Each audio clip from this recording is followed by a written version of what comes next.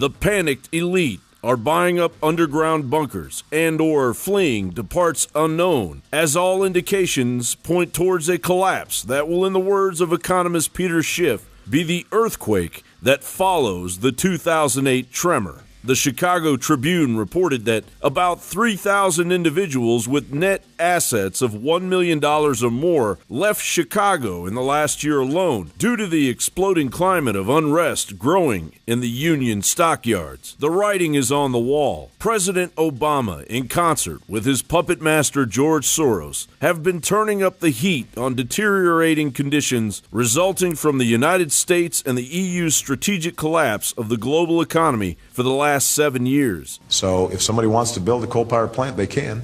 It's just that it will bankrupt them because they're going to be charged a huge sum for all that greenhouse gas that's being emitted. Before Obama ever came around, coal was doing good. Obama killed it. We have citizens digging through the trash just to eat. I wish he'd just step off the face of the earth.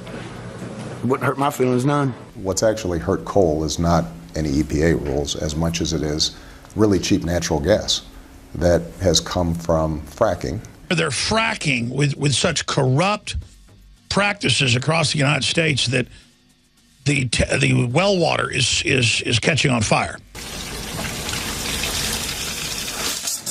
Whoa. Soros signals Argentina's shale is biggest place to be. Soros doubled his stake in state-owned oil company in Argentina, while for the last 7 years spending tens of millions of dollars to lobby to shut down shale production in the U.S. by wildcat small companies. And I'm not saying shale fracking is good overall. I'm not saying there aren't problems, but most of it's financed by Soros and Saudi Arabia, who don't want us to have our own oil. So a coal plant in Mexico that's totally dirty is okay, but a coal plant in Texas that's clean is not okay. And most of these frackers and oil sands people can't break even unless oil's over $80 or at least over $55. That's right. I think it's going to 10 to 20 in the next several years. So this is what they're doing is they're pumping their existing wells to the max to create cash flow, because their wells it's not expensive to pump, it's expensive to find the darn things and drill. And they were only able to do that with the cheapest junk bonds in history because of quantitative easing and artificial stimulus and high oil prices. So that's the next thing to hit the United States.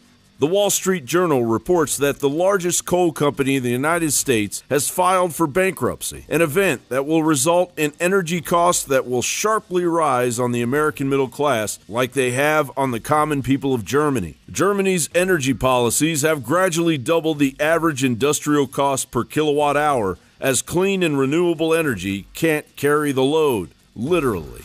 Last week, Obama began pushing for housing lenders to offer home loans to people with bad credit. What better way to push the economy over the edge than to repeat the same 2008 nightmare? We're using data on housing and neighborhood conditions to help cities identify the areas that need the most help. By 2014, investors had already begun to notice another government-fed subprime housing bubble on the horizon. Investors Business Daily wrote in January of 2014, what stoked housing inflation was federal housing policies designed to boost home ownership among low-income and minority borrowers. Between 2011 and the third quarter of 2013, housing prices rose nearly 6%, triple the increase in rental costs. Both this bubble and the last one were caused by the government's housing policies. Low down payments, a mere 5% at Fannie and Freddie, and just 3.5% at the FHA are fueling the bubble. But new qualified mortgage rules don't require a minimum down payment for borrowers in 2014. The country has been misled about financial reform. InfoWars has called for Obama's impeachment on numerous occasions, to no avail. His supposed lame duck presidency heading into the end of his term has been tremendously underestimated. Americans are nothing less than under a full New World Order attack, aided and abetted by the executive branch of the United States of America. John Bound for Infowars.com.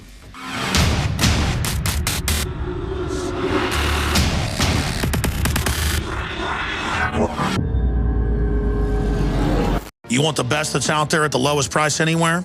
Well, we're bringing you a total win-win. The ultimate value, cutting-edge, trailblazing game changer that also supports the InfoWar. We have produced a limited run of DNA Force, and it will take up to 12 weeks to produce more once we sell out. Secure your DNA Force today at InfoWarsLife.com or call toll-free 888-253-3139. DNA Force from InfoWars Life.